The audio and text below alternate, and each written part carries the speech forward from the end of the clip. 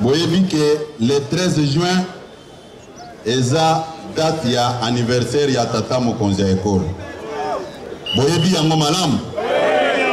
Est-ce que bokoki ko souhaiter joyeux anniversaire anticipé? Pelisa baminda ya telefone na bino.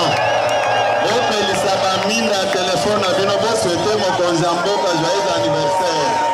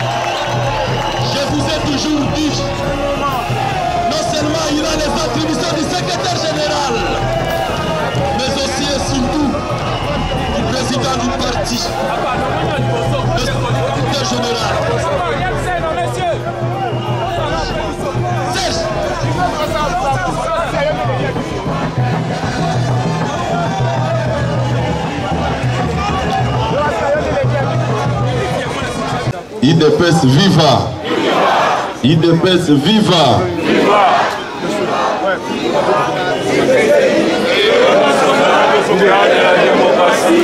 La République démocratique du Congo, Tshisekedi, chef de l'État, béton, fil rouge, et clair. Bobete la tata mokonzi ekolo mboka.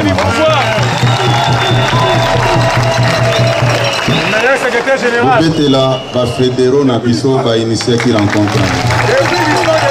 Bobete la ba secrétaire général Augustin Kabuya. Chingoma. Na il faut ambiance oyo ezalaka ka boye na kati ya IDPS jusqu'au mois de décembre tant tozopesa tata mokonzi ekolo deuxième mandat.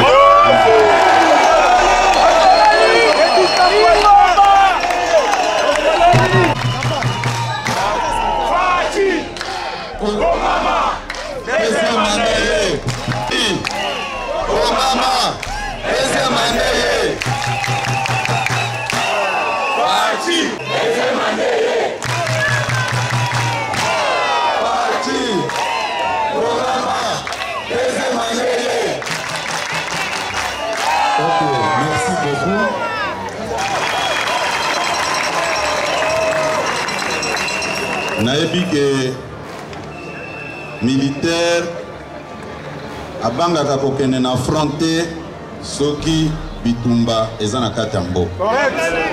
IDPS viva! Viva! IDPS viva! Viva! Nga ezosekisanga mingi. Ezosekisanga mingi mpona nini?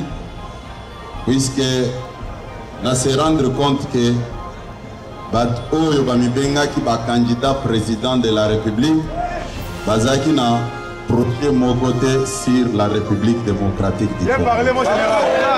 Et na lobby yango boulot. Ce qui n'a estimé que militaire jamais a koki ko banga ko kene na front s'il était bien formé pour défendre la patrie. Yango nazoeb sabino na poko ya lelo. Ngai mutu abangi sakangate. Nazaka mutu ya tembe. IDPS viva! IDPS viva! Nazaki un peu étonné ya komona mutu oyo aza koloba ke aza candidat président de la République, en même temps aza koloba ke na élection en 2018 yende akanyaki ya. Mais boyo kananu buzoba o na landi Fayulu alongwe ao Fayulu akosi batuke akeko assister na défense ya mwana na ye na États-Unis, mais akosaki Fayulu alobi il faut sanctionner Kabuya pour azosala ba meeting ba matinée pona opelisa moto na tribalisme. Je profite de l'occasion ce soir pour dire ceci à Fayulu. S'il vous plaît, s'il vous plaît. Je n'ai pas de compte à l'étranger. Et tout le monde le sait que je suis très concentré sur l'avenir de notre parti et du chef de l'État sur le plan politique. Je voyage malgré moi. Je n'ai pas de l'argent caché dans des banques, que ce soit au pays, que ce soit à l'étranger. C'est une peine perdue pour lui. Ce qui est un peu malhonnête, c'est quoi? Fayulu me présente comme quelqu'un qui bat. S'il vous plaît, IDPS viva. Fayulu dit ceci. S'il vous plaît, s'il vous plaît. Ce que j'ai dit là est très important. Arrêtons avec la distraction. Pour demander aux Américains de sanctionner Kabuya parce qu'ils convoquent des matinées politiques. Mais là où il n'était pas sérieux, là où j'ai trouvé que malgré qu'il se promène avec une grosse Bible, mais il ne connaît pas la parole de Dieu, il n'est pas sincère. Les membres de leur groupe, Daniel Safou et Mike Mukebai, les auteurs des messages de tribalisme, les messages diffusés dans une chaîne de télévision, les gens qui nous avaient promis la mort, qui avaient dressé toutes les tribus contre une seule tribu, il n'a pas cité leur nom. Sa préoccupation, c'était des matinées politiques que je convoque ici. Et je promets encore à Fayulu, je suis comme un militaire qui ne peut en aucune fois avoir la peur d'aller au front pour défendre son pays. Je continuerai toujours à tenir des matinées politiques ici pour fixer l'opinion. Que Fayulu se tranquillise, qu'il ne pense pas que Kabuya est comme les gens du régime Kabila. Si à l'époque on avait sanctionné les gens du régime Kabila, c'est par rapport à ce qu'ils faisaient. Les Américains ne peuvent pas se réveiller comme ça pour se laisser manipuler par un Fayulu, quelqu'un qui ne sort jamais la vérité dans sa bouche. C'est une honte il doit encore revoir ses calculs. En aucune fois, nous n'avons jamais convoqué des matinées ici pour tenir les discours à caractère tribal. Nous n'avons jamais fait ça. Et je reviens encore ce soir pour rassurer Fayoul. Il avait passé tout son temps. Si nous pouvons rentrer dans le passé, les meetings tenus à l'époque en Djili, quel a été le message développé par ces militants? On peut refaire la rediffusion pour voir qui développe le discours tribal et qui ne le développe pas. Maintenant, il est rattrapé par l'histoire, comme en 2018, avec l'affaire des machines à voter. Il avait induit en erreur plusieurs des Congolais de ne pas se faire enrôler, mais à la veille des élections, il dit non, vous allez vous présenter dans les bureaux de vote avec un papier. Non, cette fois-ci, c'est la même chose. Il y aura bel et bien élection. Il n'avait pas préparé les élections. Maintenant, il doit comprendre que ce n'est pas cette distraction-là qui va nous effrayer. IDPS viva! Viva! IDPS viva! Viva! Si je reviens sur la démarche de Fayoul, c'est pour interpeller certains d'entre nous ici. Beaucoup sont distraits dans des futilités. Tango bazo kende bazo kota bandap, tango tokutanaka awa. La matinée politique, c'est un cadre initié par fait Dr Etienne Tshisekedi. Ezalaki pona ko mettre fin na politique na bino bobenga ka formol. Parce que il y avait des gens au babandaki kobima awa akokende na selilo akosi ba combattant. Akena oyo akosi ba combattant. Mais soki tozana habitude ya kokutana ka boy. Je pense que nous aurons tous les mêmes éléments de langage. Moyen mutoko sa moninga et kozalati. IDPS viva! Viva! IDPS viva! Viva! Naepsa ki bino la fois passée. Bino bo travailler sur terrain pour na ba oyo ba manifester ba ambition ya kozala ba candidat député national ou provincial. Naepsa ki bino yango bo se décourager te. Bo mona ba collègue na bino mosusu neti ba ennemi na bino te. Travailler sur terrain. Soki botali malamu mbula oyo IDPS azana pouvoir. Élection et ça mina dépôt ya ba candidature ou bien pour se faire enrôler puisque nan to commune étape à dépoter. Période où Batobane pour se faire enrôler, ezaki très mouvementé comme ceux qui tozaki na période de campagne électorale. C'est une innovation pour l'IDPS puisque plupart ya Batobane kende bazaki bato ya IDPS. Bomi bete la maboko makasi.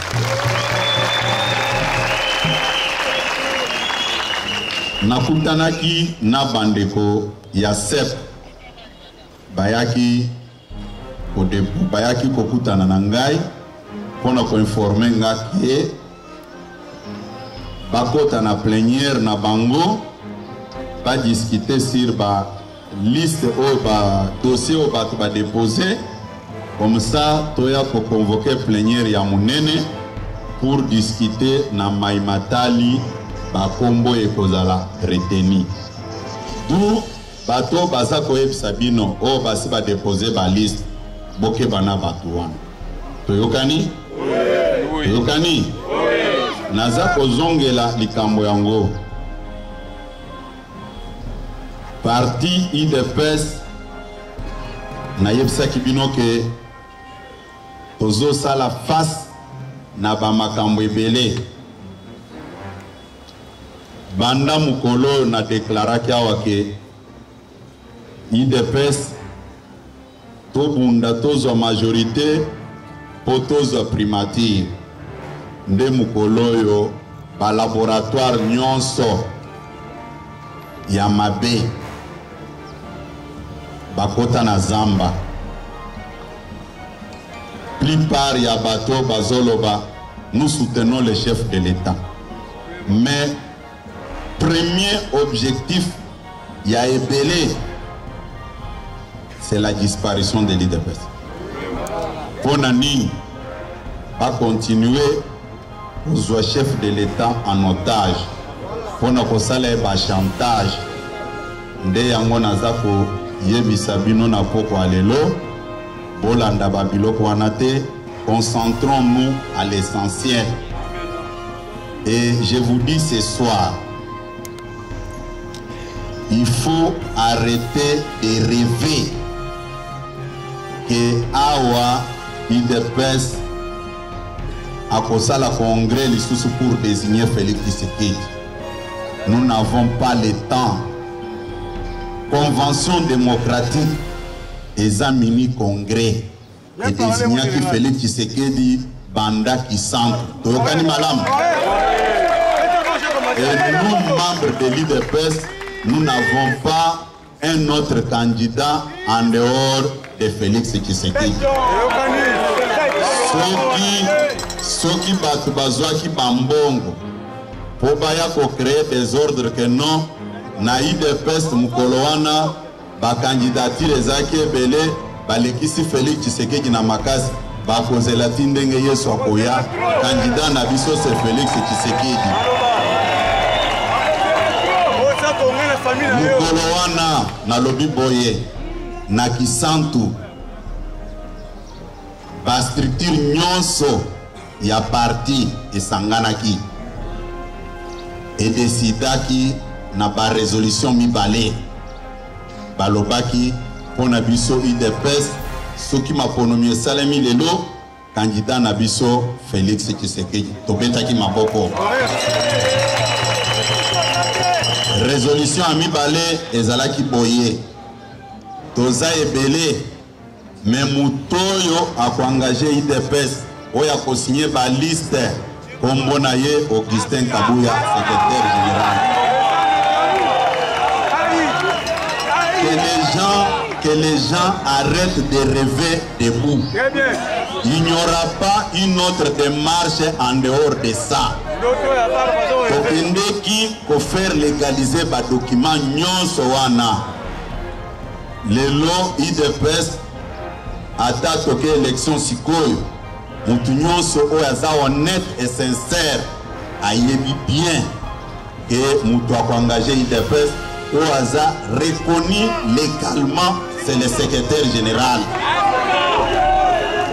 Batu batika koagite ba combattant naza koloba boye par résolution wana biso nyonso tovotaki yango. On ne peut pas faire des choses pour plaire à un petit groupe d'individus. Yokani malam. Et puis naza koyeb sabino boy. Nalandaki un groupe de gens. Bazawana basali ba déclaration na média que bako convoquer congrès. Nayebi ke naza koloba ngo liboso na bino. Nous ne pouvons pas permettre d'un côté les fayoulou baza ko bondisa mokonzi mboka bino bovandi na bino bovandi calme boloba keloko moko te. Ce qui vous préoccupe c'est de créer le désordre au sein du parti. Mais bao ya malchance, je vous promets ce soir na kotika bango te ko bengana c'est encore mieux. Certains vont faire la prison. Ça je le dis sans mâcher les mots. Baloba Kabuya komi ko menacer bat. Et je vous promets que la démarche nyonso ba fayulu bazo salawan. La personne de Kabuya bazo lukayete. Muto bazo luka c'est le chef de l'État. Tokani malam. Muto amayela ko comprendre malam que pour affaiblir le président de la République, il faut affaiblir son parti. Baebi batu nyonso wana te.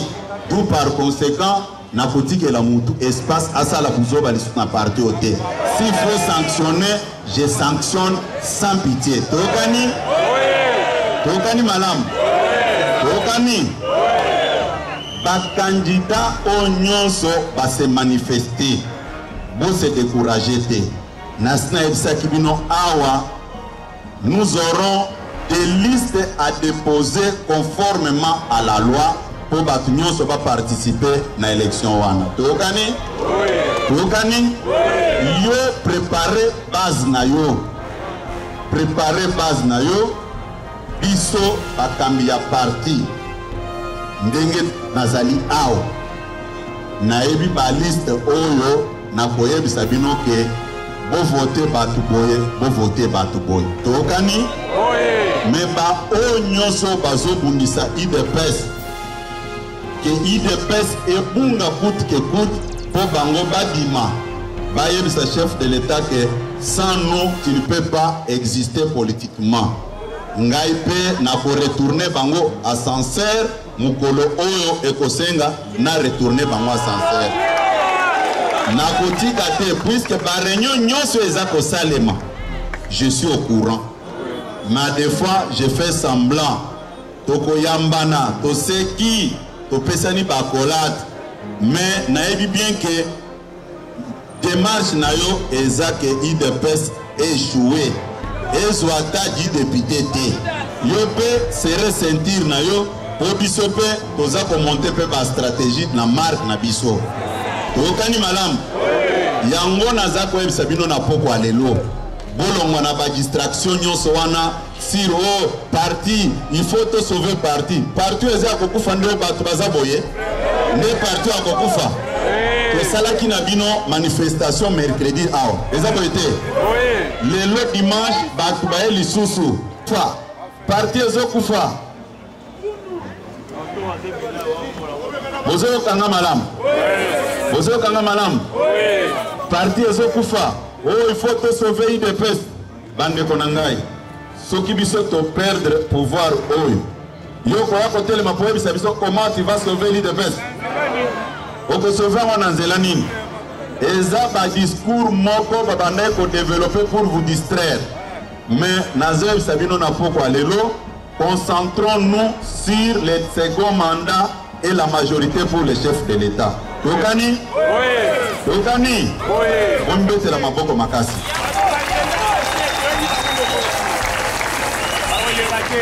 Babiloko nyonso bazako sabino. Ba utiliser ba discours nyonso pour vous décourager. Babandai koloba oh, IDP sango, ba combattant ba bunda, bazo eloko te. Babandai ko développer discours wana rien que pour vous dresser contre le président de la République. Ba calcul nyonso babandai ko sala yango wana. Basuki te bakoti na discours mususu.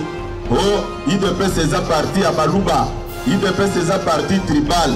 Nasa ko bisabino boy. IDPS viva. Viva. IDPS viva. Viva. Eza ba discours ya ba faible oyo bazala qui préparé pour aller aux élections. Correct. Nasa ko zonge la likambo na ebisaki bino mercredi passé.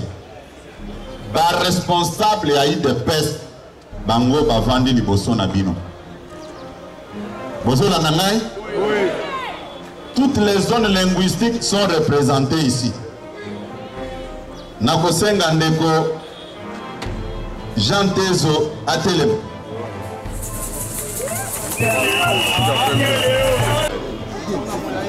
Secrétaire général adjoint, il y a IDPS.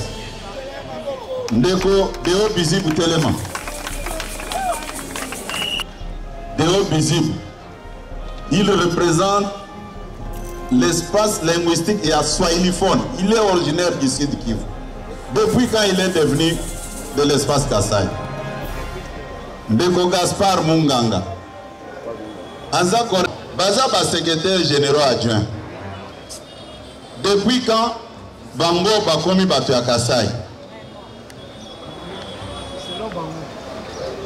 Toutes les zones linguistiques sont représentées ici. Mais bango ce bazon linguistique na bango ezako ça le loko mon côté. Il faut kaka ko développer discours tribal. Oyo il faut décourager nango batu inutilement. Est-ce que vraiment nous sommes sérieux? Même si bango nyonso bazaki batu ya Kasai. Même ceux qui bazaki batu ya Kasai. Mutuazo géré mboka kombo na ye Félix Tshisekedi. est-ce que makambo ya azosala etali bango na nini? Sikoyo au lieu ya kokondane bato oyo bazosala campagne ya tribalisme, puisque bato balobaki mukolo wana Daniel Safu aza député national. Viva! IDPS viva! Makambo naza koyebisa bino. Il faut mokili momaba yeba yango. Biso awa ndenge toyaka tosalaka campagne ya tribalisme te. Biso tango tozoya wa tozo condamner message nyonso oyo ekoki komema batu na haine tribale. Toyokani? Mais ngana tuni Fayulu boy. Mais pona nini azofunda Azarias Ruberwa te?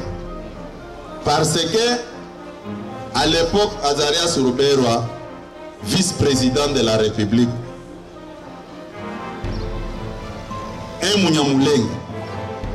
Mais quand il avait vu que ses frères Banyamulenge étaient menacés, mais Rubero avait cessé même de participer dans des réunions de l'espace présidentiel du temps d'1+4. Or, il était censé de nous sécuriser comme vice-président en charge des questions de défense et sécurité. Mais il avait protesté. Il y avait un meeting à la Fikine ici, où les membres du PPRD avaient tenu les discours contre les Banyamulenge. Mais cette situation avait amené le ministre de Communication Lambert Mende à suspendre le DG de la RTNC, Christophe Nkolomoni. Mais ici, la même situation se répète dans notre pays, mais on nous empêche de ne plus condamner, de ne plus protester. Est-ce que nous sommes sérieux? À l'époque, Robert c'était Munyamulenge avec ses frères Moïse Nyarugabu qui avaient protesté.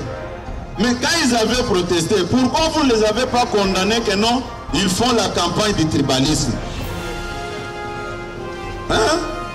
Aujourd'hui, deux Congolais, l'un député national, l'autre député provincial, ils occupent l'espace médiatique pour dresser plusieurs ethnies contre une seule tribu.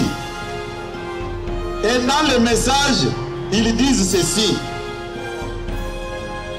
vous, des autres tribus, vous laissez les Baluba vous dominer. Est-ce que c'est un bon discours? Mais quand nous lançons un appel aux décideurs du monde de sanctionner ces gens-là, et vous venez dire oh non, Kabou est en train de battre un discours tribal. Qu'est-ce que j'ai fait qui peut amener les gens au tribalisme ou bien à un dérapage tribal? Mais, s'il vous plaît, le président de l'ensemble, le président Moïse Katumbi, n'a pas condamné ni sanctionné ces gens-là.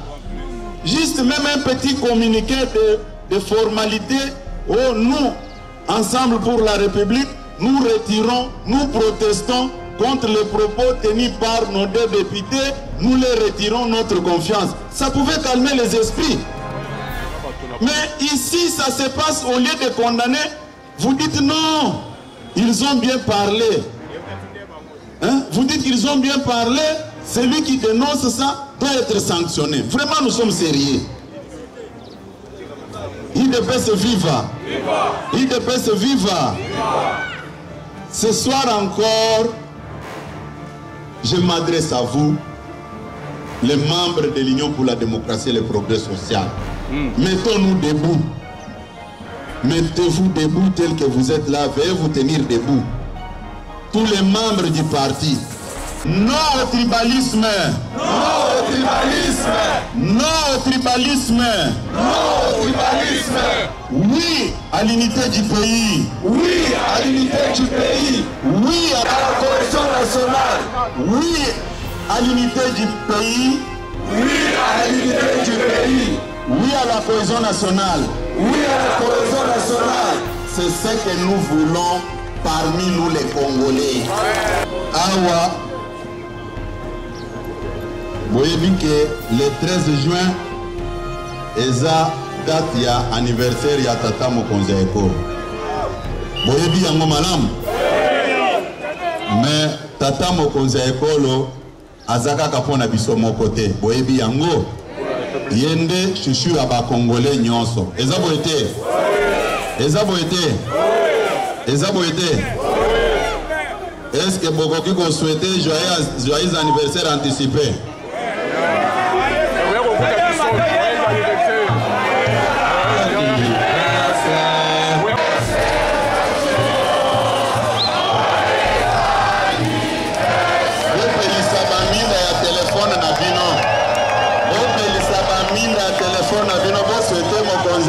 Joyeux anniversaire.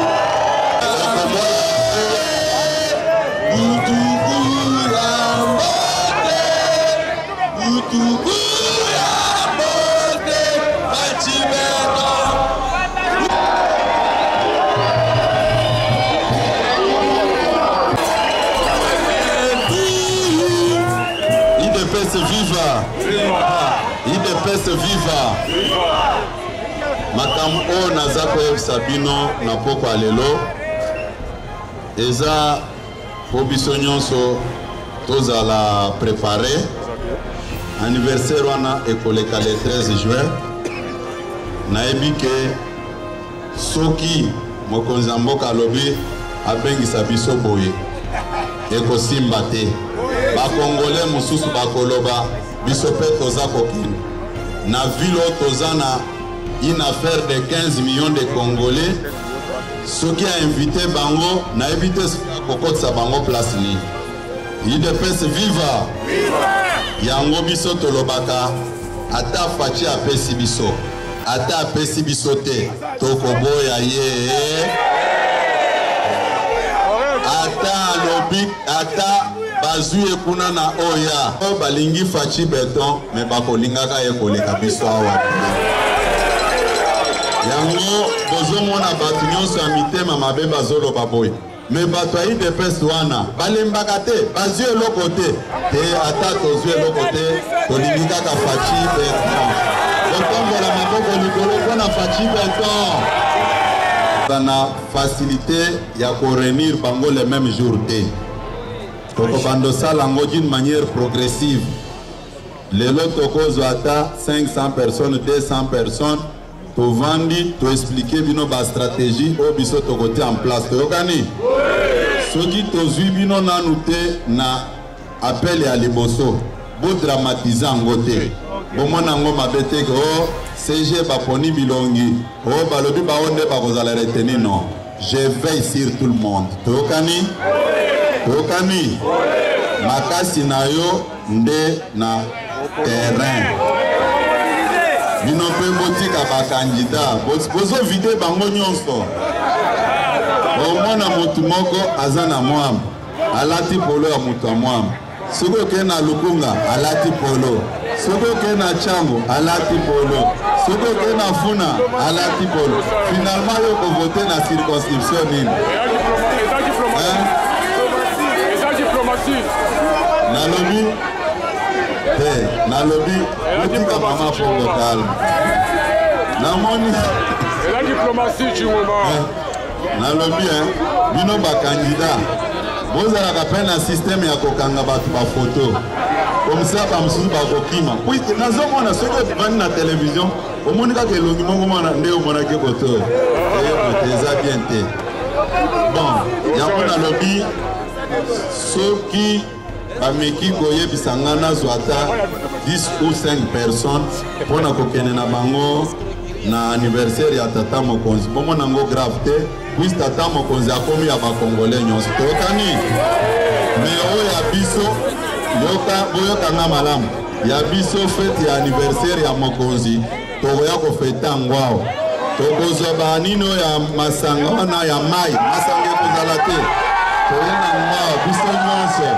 tosepeli puiske toyokana ekozala facilité ya kozwa bato nyonso idps eza monene me ya biso fete ya anniversaire tokosalela yango libanda puiske awa bomoni ke lopango ekomaka moke we tokosalela yango libanda comme ça bakamion ya mai wana eyaka bobandomela mai bino nyonso tokosimba babuji na biso toyokani mardi le 13 naza koloba ngo bakandida bamembre ya parti bakadre nyonso tokosala ya biso nini anniversaire ya tata mokonzi ya ekolo awa toyokani tokosala ngo na moi awa toyokani na ba 14h 15h biso tu awa liboso awa toyokani boza d'accord botombola maboko likolo soki boza nango d'accord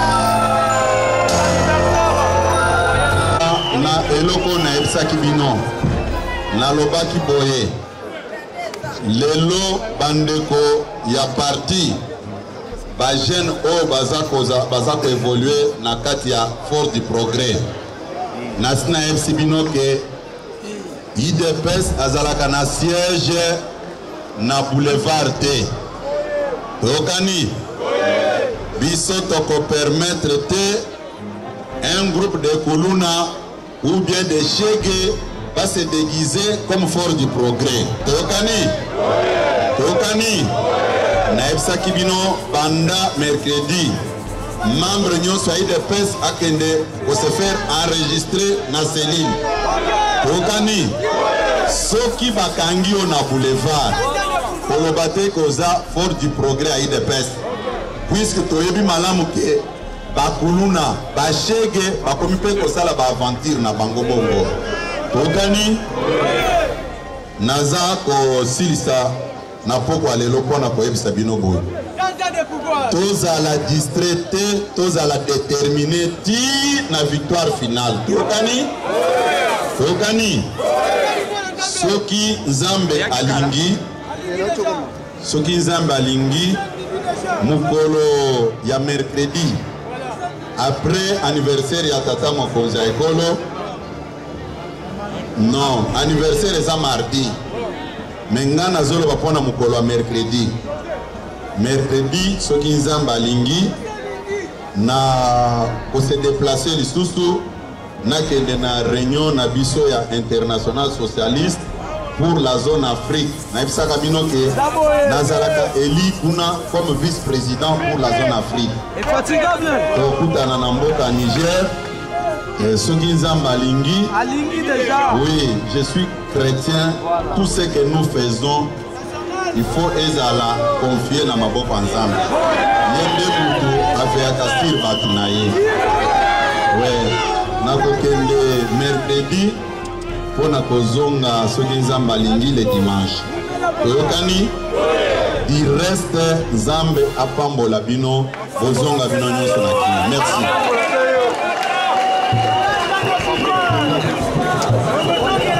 Je vous ai toujours dit.